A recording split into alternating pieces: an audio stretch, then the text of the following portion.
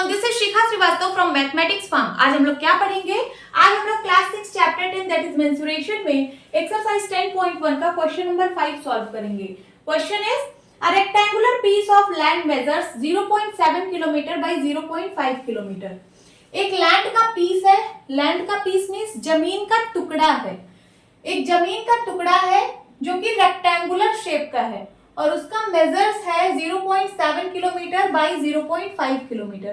तो मैंने यहाँ पे एक रेक्टेंगुलर लैंड बनाया है, ठीक है। इसका मेजर है 0.7 किलोमीटर, 0.5 किलोमीटर मींस लेंथ है 0.7 किलोमीटर और ब्रेड्थ है 0.5 kilometre. Each side is to be fenced with 4 rows of wires. इसकी हर एक साइड को 4 रोज ऑफ वायर से फेंस किया गया है। फेंस का क्या मतलब होता है? तो आजकल आप गांव में देखे होंगे जो फार्मर्स हैं वो अपने लैंड के चारों तरफ फेंसिंग करते हैं। फेंसिंग का मतलब है कि चारों तरफ जो है वायर लगा देते हैं। जो उनकी लैंड है उसके चारों तरफ ऐसे वायर लगा देते हैं जिससे कि कोई एनिमल उनके खेत में एंटर ना हो पाए। और सिर्फ एक रो में वायर नहीं लगाते, कई रोज में लगाते हैं। जैसे एक रो लगाया, फिर दूसरा रो लगाया, फिर तीसरा रो लगाया, फिर चौथा रो लगाया। कुछ कुछ होते हैं जो 5 रोज में वायर्स लगा देते हैं जिससे कि कोई एनिमल उनके खेत में एंटर ना कर पाए। तो यहाँ पे 4 रोज ऑफ वायर्स की बात हो रही है। कैसे वायर्स लगाते हैं? तो सबसे पहले लकड़ी का कॉलम बनाते हैं। ऐसे लकड़ी का कॉलम ऐसे लगा देते हैं जमीन में, ये ऐसे, ठीक है। ऐसे कॉलम्स बनाते हैं।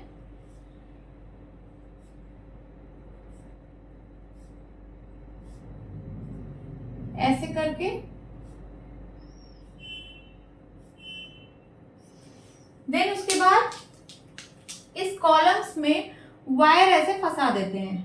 देखिए ये मैं वायर लगा रही हूं।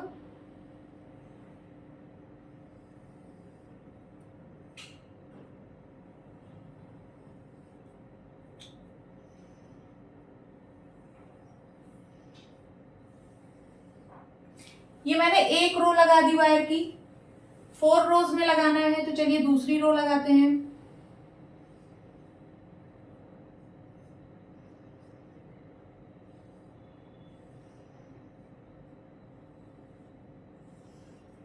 ये दूसरी रो हो गई वायर की,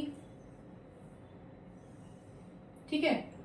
फिर तीसरी रो लगाते हैं, ये ऐसे।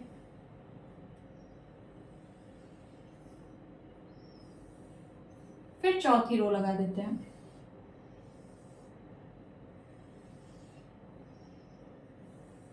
ये देखिए मैंने 4 रोज में वायर लगा दिया। अब कोई एनिमल जो है इस लैंड के अंदर एंटर नहीं कर पाएगा, ठीक है। What is the length of wire needed? Question पूछ रहा है कितने लेंथ वायर की जरूरत होगी इसको फेंस करने में, ठीक है। जो लैंड है इसको फेंस करने में कितनी लेंथ वायर की जरूरत होगी? तो इसको 4 रोज में फेंस किया गया है। मैंने डायग्राम में समझाया है, 1 रो, फिर 2 रो, फिर 3 रो, फिर 4 रो, ऐसे इसको फेंस किया गया है। और हर एक रो में उतनी ही वायर लग रही है। जितना फर्स्ट रो में लगी उतनी ही सेकंड रो में वायर लगी है, उतनी ही थर्ड रो में वायर लगी है और उतनी ही फोर्थ रो में वायर लगी है, ठीक है। तो हम लोग कैसे फाइंड आउट करेंगे कितनी वायर लगी? सबसे पहले हम लोग फाइंड आउट करेंगे कि एक रो में कितनी वायर लग रही है। एक रो में तो देखिए ये जो मेरा लैंड है ये रेक्टेंगुलर शेप का है। वायर कहाँ लग रही है? तो वायर इसकी बाउंड्री पे लग रही है। ये है 0.7 किलोमीटर और ये है 0.5 किलोमीटर। जो वायर है वो इसकी बाउंड्री पे ही तो लग रही है। ये ऐसे ऐसे ऐसे ऐसे। तो एक रो में कितनी वायर लगी है वो कैसे फाइंड आउट करेंगे? इसका पेरीमीटर निकाल लेंगे। जितना इसका पेरीमीटर होगा इस लैंड का उतनी ही एक रो में वायर लगेगी, ठीक है। तो चलिए सॉल्व करते हैं। Solution, length of wire needed for 1 रो। एक रो में कितनी वायर लगेगी? तो वो इक्वल होगा पेरीमीटर ऑफ लैंड के, is equals to perimeter of land.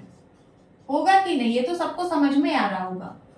Is equals to, इसका पेरीमीटर कितना होगा, तो 0.7 kilometre plus 0.5 kilometre plus 0.7 kilometre plus 0.5 kilometre, यही होगा ना, क्योंकि ये रेक्टेंगल है, ये 0.7 है तो ये भी 0.7 किलोमीटर होगा, क्योंकि रेक्टेंगल की अपोजिट साइड्स इक्वल होती हैं, और ये 0.5 किलोमीटर है तो ये भी साइड 0.5 किलोमीटर की होगी, क्योंकि रेक्टेंगल की अपोजिट साइड्स इक्वल होती हैं। तो मैंने वही लिख दिया 0.7 प्लस 0.5 प्लस 0.7 प्लस 0.5, ऐड कर लीजिए, 0.7 हो गया 1.4 एंड 0.5 हो गया 1.0, तो टोटल हो गया 2.4 किलोमीटर। ठीक है, ये तो आ गया length of wire for 1 row, और हमें निकालना क्या है, length of wire for 4 rows. लिखिए length of wire needed for 4 rows is equals to, इसको 4 से मल्टीप्लाई कर दीजिए। ठीक है, तो हो जाएगा 4 into 2.4 kilometre is equals to 4 4 जा 16, कैरी आया 1, 4 2 जा 8, 8 1 9, 9.6 किलोमीटर। कितनी लेंथ ऑफ वायर की जरूरत होगी इसको 4 रोज में फेंस करने के लिए। ठीक है, this is the answer. Hope students आपको ये क्लास अच्छी लगी होगी। मिलती हूँ अपनी नेक्स्ट वीडियो में, तब तक के लिए bye bye and take care.